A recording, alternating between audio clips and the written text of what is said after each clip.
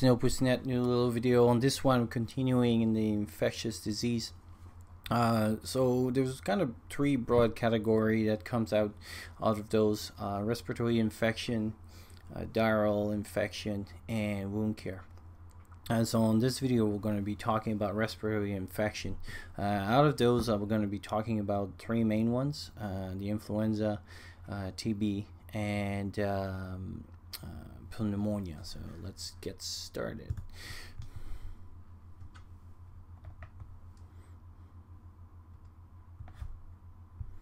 So pneumonia.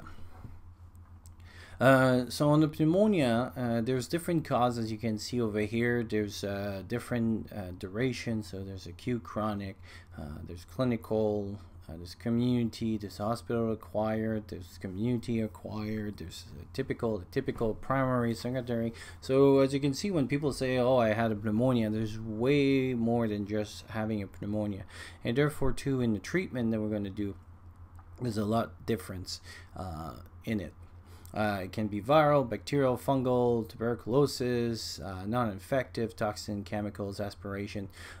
So basically what it is that in your lungs, inside your lungs, you get something that either like a viral that grows or a chemical. So if you want swimming, not so much swimming, but if you've been drowning and stuff and you swallow water into your lungs, so that means not just like swallow water that goes into your stomach, but goes actually into your lungs.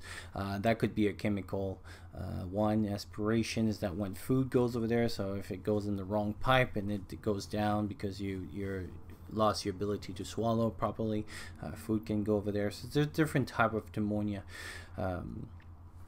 that can be created during a disaster. The ones that we had, the mainly cause that we can have is because either an influenza turn into pneumonia. There's some of them that kind of does that, as well as just being in closed environments and things. And so we'll talk a little bit more about that, about the prevention.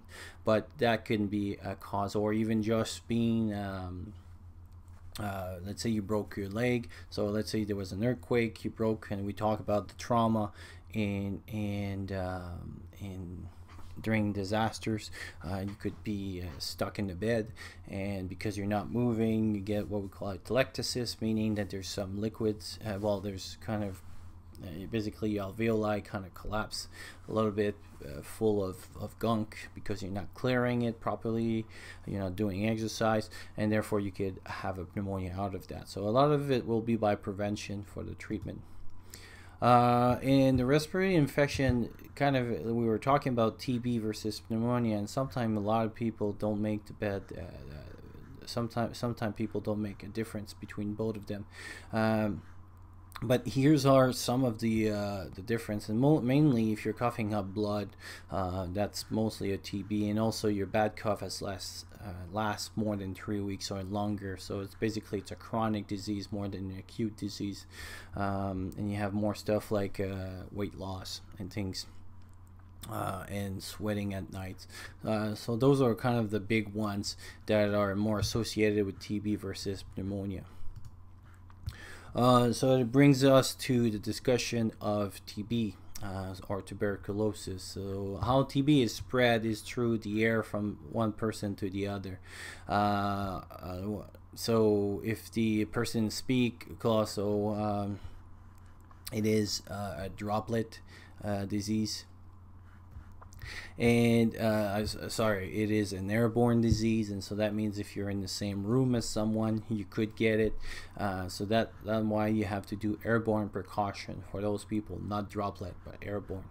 But it is not spread by shaking someone's hand, sharing food or drink, touching bed linens or toilet seat, sharing toothbrush, or kissing.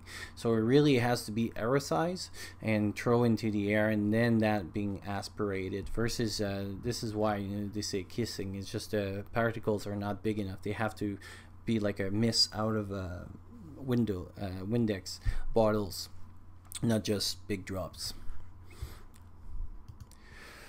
In here we have a difference between RSV and influenza, or what people call the flu and the cold. And basically, as you can see, the symptoms are a little bit different, and it's important to kind of make the difference, because influenza is the one that, you know, we need to get vaccine for, and then we get to get treated stuff. And RSV, there's not much you can do, it will go away. But influenza can turn to pneumonia, people can die of influenza. RSV, most people won't do. But as you can see here, what they call rhinorrhea means like runny nose. It's more present in RSV than it is in influenza. You could have what we call wheezing, so that sound that when you auscultate someone, like it kind of have like a small balloon that you would hold a little bit close. That's called wheezing. A little bit more shortness of breath as well, RSV and influenza. Although with influenza, the people that I saw that were very sick, what they have is that if you have a little, and we'll have a video talking about saturation monitor, and if you have somebody with this saturation monitor and it's very low, it's most likely they have influenza more than RSV. Fever is, as you can see, is bigger on the influenza than RSV. They have way more pain in the muscles, so that's what myalgia is for, is muscle pain. So, you know, when you have these pains all over the body and everything, it will be more common in influenza. And they'll have some gastrointestinal symptoms, so they feel like, you know, sick and vomiting and having a little bit of diarrhea and stuff.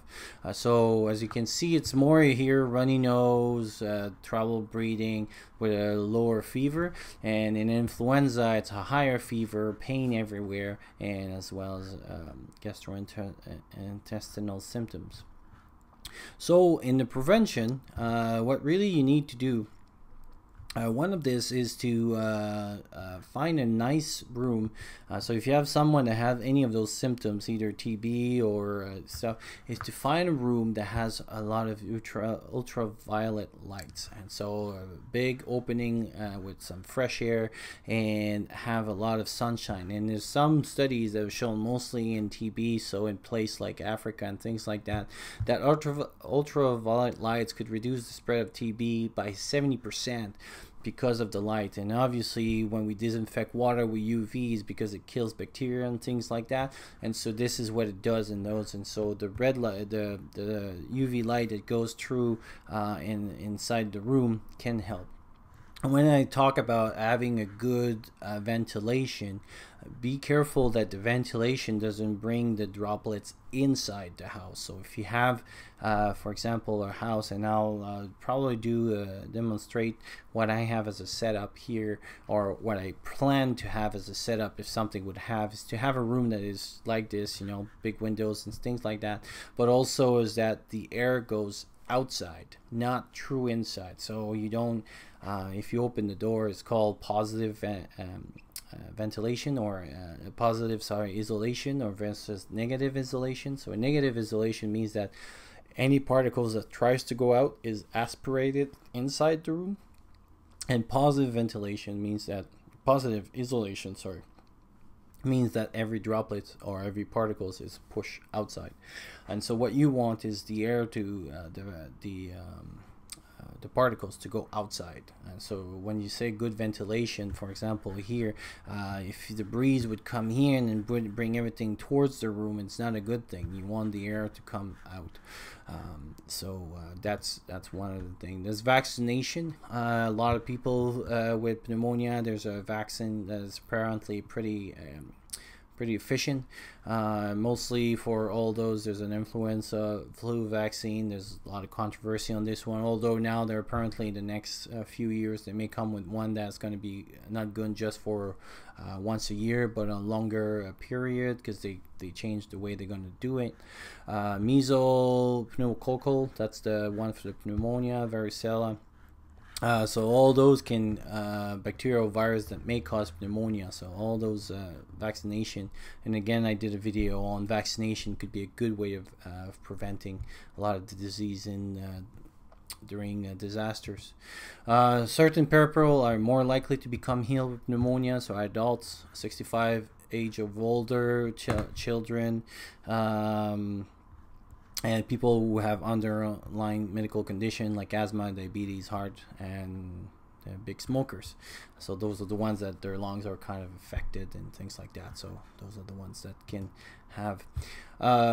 It's really important as a treatment is to have a good practice to close the environment. So basically have airborne precautions. Much better to do just airborne because you're not quite sure, especially in an environment where you don't have the testing. So is it influenza, is it RSV, is it a pneumonia versus a TB? You don't quite know. But technically, if you're able to know, TB is airborne. Influenza, RSV, and pneumonia are all droplets. So droplets means that you don't need an N95. Airborne, you need N95. All the other precautions are in the same. And I have a video that I'll put a link explaining all those difference. But basically here, influenza, RSV, and pneumonia are droplets, and unknown source and TB are airborne. And PPE stands for all the stuff that you need to put in: mask, goggles, and things. So the treatment, so there's this thing that we have at the hospital, which I thought was pretty good, and so I did. So it's a mnemonic, so it's called ICOF, and basically what you have is infectious spirometry. And so basically it's this little thing, and I'll put a video down on what is infectious spirometry and actually how you can improve, and I have a picture coming soon. But if you do that, it can really help you, and especially when we were talking about, let's say you have your leg broken or something, or there's a reason you cannot get out of bed. Those right away you have to start doing the ICOF on it. And this is why we have this at the hospital. Anybody that is limited to their beds, they need to do that, so that way they prevent having pneumonia, and they prevent the risk of having pneumonia. And if you're starting to have a cold or something, and you do that as well, so that's why I put it here as a treatment. So if you have any symptom of a cold, and so that means like every time, like there are all things that you can do. You don't need any prescription for those things. Coughing and deep breathing doesn't be like just it's like you go very deep, and then you push as much air as you can, empty your lungs until you have no more air going, and whatever comes, and you get that off. Oral care is because we have a lot of bacteria in our mouth, and so that can go down all the way up to our lungs as well, and so that's why we need to have good oral care. Heads up, first of all, to help those lungs expand, so we don't have what I was calling about atelectasis, as well as is to also help the oxygenation of the oxygenation of the blood, as well as movement of the mucus. Get moving, so as soon as you can, get it out. Do some exercise, just walk around the house if you have to and stuff. And this again, it's have a conversation, but because this is a hospital stuff, but I thought it was very good little mnemonic, and so that's why I thought it would be important to put over here. And over here, as you can see, this is a picture from an Africa, and so they're doing incentive spirometry, and so basically all he's doing is kind of pushing the air through a glove. And basically what you're trying to do is create pressure in your lungs so that they open up. And so that's what he's doing with the glove here. So that's another way that you can improvise instead of spirometry. And again, I'll have a video of what is instead spirometry. And over here, simple things that you can do. This is called postural drainage. And so what postural drainage is basically, as you can see, different shape that you have, you're bringing up the mucus, make it easy to kind of go to the out of the lungs, because now you have like consolidation. So imagine, you know, like when you blow your nose, all that stuff that you have inside the Kleenex. Well, now imagine that you have this at the bottom of your lungs, so and it has to go all the way up here to get out. And so that's what postural drainage. And I'll put a video as well as how you can do it, because there's also some tapping techniques that you can use and to get that out. So yeah, those was the videos and the treatments for the infectious disease, respiratory infection, and I'll talk to you soon.